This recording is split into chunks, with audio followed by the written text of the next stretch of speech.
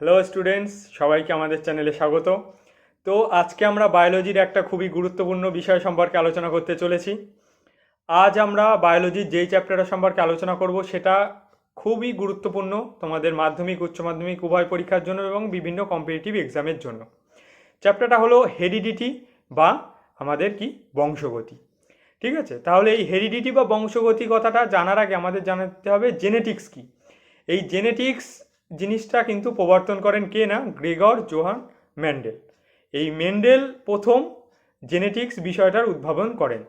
এই জেনেটিক্স আমাদের যুগ যুগ ধরে আমাদের মধ্যে কিন্তু চলে আসছে। জেনেটিক্স বিষয়টা কি, এখন দেখো আমরা যে সবসময় খেয়াল করেছি যে একটা মানুষের বাচ্চা কিন্তু একটা মানুষই হয়, বা অন্য কোনো প্রাণীর সন্তান কিন্তু সেই প্রাণীই হয়। অর্থাৎ একটা ছাগলের যখন বাচ্চা হবে তখন কিন্তু সে ছাগলই হবে, বা একটা কলা গাছ থেকে কিন্তু একটা কলা গাছই জন্ম নেবে। অর্থাৎ একই প্রজাতির জীব থেকে কিন্তু সেই প্রজাতিরই না প্রাণী সৃষ্টি হবে।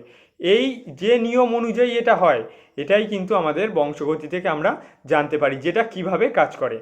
তো এই বিষয়টা জানার আগে আমাদের বিশেষ কিছু আমাদের শব্দ সম্পর্কে অবগত হতে হবে, যে শব্দগুলো জেনেটিক্স বা আমাদের এই হেরিডিটি বা বংশগতির প্রত্যেকটা পদে পদে আমাদের কাজে লাগবে। সেই শব্দগুলো হলো দেখে নেব। ওকে, দেখো এই যে আমাদের যে এটা আছে, মানে আমাদের যে এই যে বংশগতি, এখানে মেন্ডেল দুটো সূত্রের কথা বলেছিল। একটা হচ্ছে পৃথকীভবনের সূত্র আর একটা হচ্ছে স্বাধীন সঞ্চারণ সূত্র। এই দুটো সূত্র বোঝার জন্যে আমাদের প্রথমে দুটো জিনিস খুব ভালোভাবে বুঝতে হবে। সেটা হচ্ছে জনিত্রী, একটা হচ্ছে জনিত্রী প্রজন্ম আর একটা হচ্ছে অপত্য প্রজন্ম। এই দুটো প্রজন্ম সম্পর্কে আমাদের খুব ভালো করে বুঝতে হবে।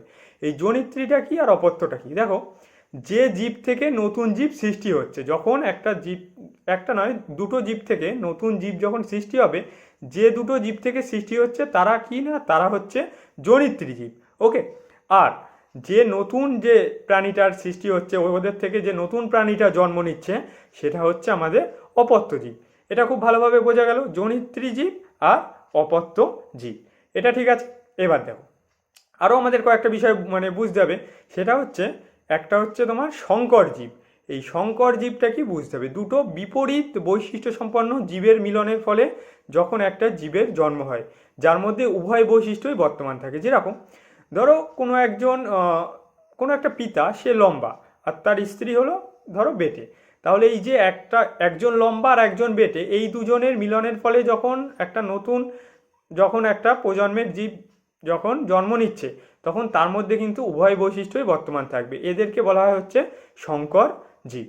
ঠিক আছে, এটাও আমাদের খুব ভালো করে মনে রাখতে হবে। ওকে, দেখো এই যে আমরা সংকর জীব জানলাম, এর সাথে আরও একটা জীব সম্পর্কে কিন্তু আমাদের জানতে হবে। সেটা হলো বিশুদ্ধ জীব। অর্থাৎ একটা উদাহরণ দিয়ে বুঝি, যদি ধরো পিতাও আমরা যদি একটা যে কোনো দেখো একটা বৈশিষ্ট্যের সাপেক্ষে কিন্তু করতে হয়, যে কোনো একটা চরিত্রের সাপেক্ষে। অর্থাৎ যদি আমরা ধরে নিই যে হাইটটা হচ্ছে একটা চরিত্র, তাহলে সেটা সাপেক্ষে আমরা এটাকে বিচার করব কেমনভাবে না, ধরো বাবাও হচ্ছে লম্বা আবার মাও হচ্ছে লম্বা, তখন তাদের থেকে যখন কোনো একটা বাচ্চা জন্ম নিচ্ছে তখন তারও কিন্তু চান্স থাকবে সেও লম্বা হবে। অর্থাৎ এক্ষেত্রে যে জীবটা জন্ম নিচ্ছে সেটাকে কিন্তু বলা হবে বিশুদ্ধ জীব। আগে আমরা কি দেখেছিলাম, যে একজন বেটে ছিল একজন লম্বা ছিল, যে জন্ম নিচ্ছিল তাকে বলা হচ্ছে সংকর জীব। অর্থাৎ তার মধ্যে লম্বা এবং বেটে উভয় বৈশিষ্ট্যই বর্তমান ছিল। আর এখন কি হচ্ছে, এখন যেটা হচ্ছে সেটা হচ্ছে উভয়ই কিন্তু সেম বৈশিষ্ট্য সম্পন্ন কি না, জনিত্রী জীব। জনিত্রী জীব কি বলে দিয়েছি, তাহলে উভয়ই সেম বৈশিষ্ট্য সম্পন্ন জনিত্রী জীব থেকে যখন একটা অপত্য জীব সৃষ্টি হচ্ছে, তখন সেটাকে বলা হচ্ছে কি না, সেটাকে বলা হচ্ছে বিশুদ্ধ জীব। ঠিক আছে, এখন আর একটা বিষয় আমাদের খুব ভালো করে খেয়াল রাখতে হবে। সেটা হচ্ছে বৈশিষ্ট্য আবার দুই রকমের। কীরকম, দেখো একটা হচ্ছে প্রকট বৈশিষ্ট্য, একটা হচ্ছে প্রচ্ছন্ন বৈশিষ্ট্য। এই জিনিসটা কি, আচ্ছা এটা বলার আগে আরেকটা জিনিস তোমাদের বলে রাখি, সেটা হচ্ছে সংকরায়নটা কি। সংকরায়ন হচ্ছে যখন একটা যে কোনো চরিত্র সাপেক্ষে দুটো বিপরীত বৈশিষ্ট্য সম্পন্ন যখন জীবের মিলন ঘটবে, তখন তাকে বলা হয় সংকরায়ন। যে কোনো চরিত্র সেটা হতে পারে, যেরকম সেটা আমরা হাইট ধরতে পারি, বা সেটা আমরা গায়ের রং ধরতে পারি, সেটা চোখের কালার ধরতে পারি, বা চুলের যেটা কীরকম চুল সেটা ধরতে পারি। অর্থাৎ যদি ধরো আমরা হাইট ধরি, সেটা তখন আমরা কি জানি দুই রকম হাইট হতে পারে, একটা হচ্ছে লম্বা আর একটা হচ্ছে বেটে। যদি গায়ের রং ধরি, সেটা ফর্সা বা সেটা শ্যামলা বা কালো, যে কোনো একরকম হতে পারে। আর যদি আমরা ধরো চোখের কালার দেখি, সেটা কালো হতে পারে, বাদামি হতে পারে, ঠিক আছে। এছাড়াও চুল দেখলে সেটা স্ট্রেট হতে পারে বা কার্লি হতে পারে। সুতরাং এই সমস্ত বৈশিষ্ট্যগুলো কিন্তু ভ্যারি করে। অর্থাৎ এই যে কোনো একটা চরিত্র সাপেক্ষে বিপরীত বৈশিষ্ট্য সম্পন্ন জীবের যখন মিলন ঘটবে এবং তাদের থেকে যখন কি না বাচ্চা কাচ্চা জন্ম নেবে, তখন সেটাকে বলা হচ্ছে শঙ্করায়ন। এখন দেখো, এই যে শঙ্করায়নে দুই রকম বৈশিষ্ট্য এখানে আছে। একটা হচ্ছে প্রকট বৈশিষ্ট্য, আর একটা হচ্ছে কি, আর একটা হচ্ছে প্রচ্ছন্ন বৈশিষ্ট্য। প্রকটটা কি? আচ্ছা, এই যে প্রকট বৈশিষ্ট্য, এই প্রকট বৈশিষ্ট্য হচ্ছে যখন কোনো একটা দুটো জীবের শঙ্করায়ন ঘটছে। এই শঙ্করায়নের সময় দুটো যদি আমি বিপরীত বৈশিষ্ট্য সম্পন্ন জীবের আমি শঙ্করায়ন ঘটাই, তখন অপত্য জীবের মধ্যে যে কোনো একটা বৈশিষ্ট্য কিন্তু সে প্রকট হয়ে উঠবে, অর্থাৎ সেটা ফুটে উঠবে, আর একটা বৈশিষ্ট্যকে সে ফুটে উঠতে দেবে না।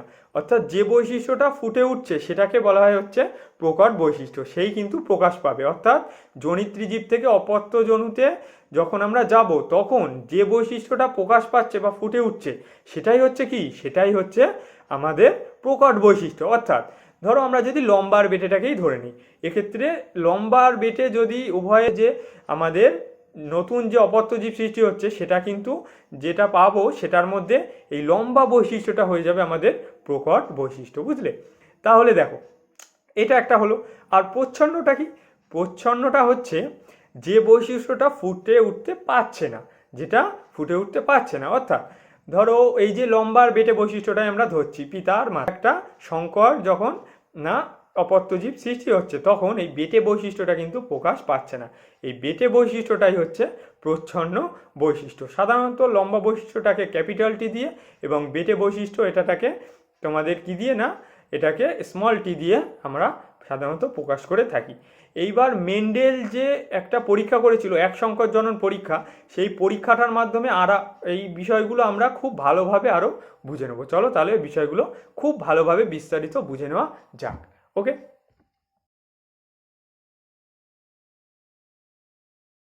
তো মেন্ডেলের এই যে এক সংকর জনন পরীক্ষা, এই পরীক্ষাটা জানার আগে আমাদের তো জানতে হবে যে এক সংকর জননটা কি।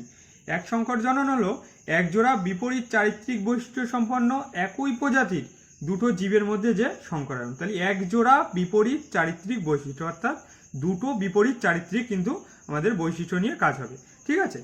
এখন দেখো, এই যে মেন্ডেল যে পরীক্ষাটা করেছিল, সে কোথায় করেছিল? মেন্ডেল এই পরীক্ষাটা করেছিল তার একটা বাগানে, যে বাগানটা ছিল হচ্ছে 120 ফুট কিন্তু এটা চওড়া ছিল, আর সেটা 120 ফুট লম্বা, আর চওড়া ছিল কতটা?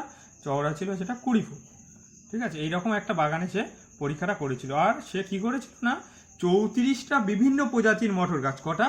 34টা বিভিন্ন প্রজাতির মটর গাছ নিয়ে সে পরীক্ষা নিরীক্ষাটা করেছিল। এখন একটা বিষয় আমাদের মাথায় আসতে পারে যে 34টা এই যে বিপরীত প্রজাতির, মানে 34টা বিভিন্ন যে মটর গাছ নিয়ে সে পরীক্ষাটা করলো, এই পরীক্ষাটা সে মটর গাছ নিয়েই করলো কেন? এই পরীক্ষাটা সে মটর গাছ নিয়েই কেন করলো না? এই মটর গাছে কিন্তু খুব তাড়াতাড়ি এটা বংশবিস্তার করে, ফলে কিছু সময়ের মধ্যেই সেটা কিন্তু আমরা অনেকটায় আমরা প্রজন্ম দেখতে পারি। অর্থাৎ আমাদের পরীক্ষার জন্য আমরা অনেকগুলো প্রজন্ম বা অনেকগুলো পুরুষ কিন্তু আমরা কিছু সময়ের মধ্যেই পেতে পারি। আর কি না, মটর গাছ বাগানে ফলানো কিন্তু খুবই সহজ, বাগানে খুব সহজভাবে সেটা ফলানো যায়। এই জন্যই এছাড়াও সে মটর গাছ নির্ণয়টা তার একটা খুবই বুদ্ধিমান পদক্ষেপ ছিল, ঠিক আছে। এটা মাথায় রাখতে হবে যে কেন সে মটর গাছকে চয়েস করেছিল এই পরীক্ষাটা করানোর জন্য। এছাড়াও আর কি আছে, মটর গাছের কিন্তু অনেকগুলো বিপরীত বৈশিষ্ট্য সমন্বয়ে পরীক্ষা নিরীক্ষা করার সুযোগটা এই মটর গাছের ক্ষেত্রে আছে। এছাড়াও মটর গাছ হচ্ছে একটা, মটর গাছের যে ফুল সেটা কিন্তু হচ্ছে তোমার উভলিঙ্গ ফুল। এই উভলিঙ্গ ফুল হওয়ার জন্য এটাই কিন্তু স্বপরাগযোগ ঘটে, তবে এতে ইতর পরাগযোগও ঘটানো সম্ভব, ঠিক আছে। এই সমস্ত কারণের জন্যই সে মটর গাছটাকে চয়েস করেছিল। এবার সে যে পরীক্ষা নিরীক্ষাটা চালিয়েছিল সেটা আমরা খুব ভালো করে বুঝে নেব। দেখো, প্রথমে সে নিয়েছিল একটা বিশুদ্ধ লম্বা মটর গাছ, কি না, বিশুদ্ধ লম্বা মটর গাছ, ঠিক আছে, বিশুদ্ধ লম্বা। আর নিয়েছিল একটা দুটো বিপরীত মানে বৈশিষ্ট্য সম্পন্ন জীব আমরা বললাম, আর একটা বিশুদ্ধ বেটে, বিশুদ্ধ কি, বিশুদ্ধ বেটে। ওকে, দেখো এই যে দুটো এই যে দুটো সে বিপরীত বৈশিষ্ট্য সম্পন্ন জীব নিল। এখন এই বিশুদ্ধ লম্বাটাকে বড় হাতের দুটো টি দিয়ে প্রকাশ করা হয়, আর বিশুদ্ধ বেটেটাকে দুটো ছোট হাতের টি দিয়ে প্রকাশ করা হয়, ঠিক আছে। এখন এদের সংকরায়ন ঘটানো হয়েছে। সংকরায়নকে ক্রস চিহ্ন দিয়ে বোঝানো হয়, সংকরায়নকে ক্রস চিহ্ন দিয়ে বোঝানো হয়। এদের যখন সংকরায়ন ঘটানো হলো তখন কি হলো না, তখন এখান থেকে আচ্ছা এর আগে বলে দিই, তোমাদের আগেই বলেছি যে এই যে জীব থেকে নতুন জীব জন্ম নিচ্ছে তাকে বলা হচ্ছে জনিত্রী জনু বা ইংরেজিতে বলা প্যারেন্টাল জনু। তাহলে পি জনু আমি এখানে লিখে রাখছি, ঠিক আছে। তাহলে এটা হচ্ছে জনিত্রী জনু বা প্যারেন্টাল জনু। আর এদের পরবর্তীকালে যে এখান থেকে অপত্য সৃষ্টি হলো সেটা হচ্ছে এর থেকে একটা টি এসছে, এর থেকে একটা টি এসছে, এসে ক্যাপিটাল টি স্মল টি। এটা হচ্ছে তোমার প্রথম অপত্য জনু, এটা হচ্ছে প্যারেন্টাল জনু বা হচ্ছে জনিত্রী জনু। আর এটা হচ্ছে F1 দিয়ে প্রকাশ করা হয় প্রথম অপত্য জনু, প্রথম অপত্য জনু। খুব ভালো করে মনে রাখবে। তাহলে প্রথমটা হচ্ছে কি না, প্রথমটা হচ্ছে তোমাদের জনিত্রী জনু আর পরেরটা হচ্ছে প্রথম অপত্য জনু, ঠিক আছে। আচ্ছা দেখো, এটা বিশুদ্ধ লম্বা দুটোই বড়টি, এটা বিশুদ্ধ বেটে এখানে দুটোই হচ্ছে ছোটটি। আর এখানে দেখো একটা বড়টি একটা ছোটটি, অর্থাৎ এটা হচ্ছে শঙ্কর লম্বা। দেখো তোমাদের একটা জিনিস মনে হতে পারে যে এখানে শঙ্কর লম্বা কেন বলা হলো, এখানে শঙ্কর বেটেও তো বলা হতে পারে, এখানে শঙ্কর বেটেও তো বলা হতে পারতো। তাহলে শঙ্কর লম্বা কেন বলা হলো, আমি আগেই বলেছি যে দুটো বৈশিষ্ট্য থাকলে একটা হচ্ছে থাকে প্রকট বৈশিষ্ট্য আর একটা থাকে প্রচ্ছন্ন বৈশিষ্ট্য। এই যে লম্বা বৈশিষ্ট্য এইটাই কিন্তু এখানে প্রকট বৈশিষ্ট্য, এই জন্য এটা হচ্ছে কি না শঙ্কর লম্বা।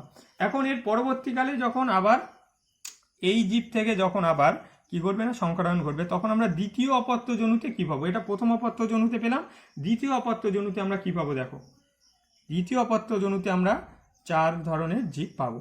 একটা হলো বিশুদ্ধ লম্বা, দুটো পাবো আমরা শঙ্কর লম্বা, আর একটা পাবো আমরা বিশুদ্ধ কি না বিশুদ্ধ বেট, সরি দুটোই স্মল টি, বিশুদ্ধ বেট, ঠিক আছে। এখন এই জিনিসটা ভালো করে বুঝে নাও, এটা হলো কি, প্রথমটা হলো বিশুদ্ধ লম্বা, এটা আমরা আগেই দেখেছি, দুটো ক্যাপিটাল টি মানে হচ্ছে বিশুদ্ধ লম্বা। তাহলে শর্টে আমি লিখে দিচ্ছি বিশুদ্ধ লম্বা।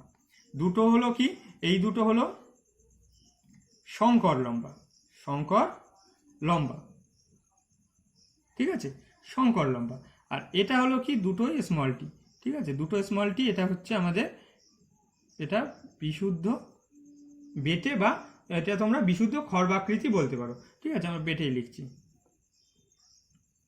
বিশুদ্ধ বেটে, ঠিক আছে। এটা তাহলে আমরা এখান থেকে পেয়ে গেলাম যে এই যখন আমরা এটা কোন প্রজন্ম হলো, এটা হলো F2 জনু বা দ্বিতীয় অপত্য জনু, ঠিক আছে।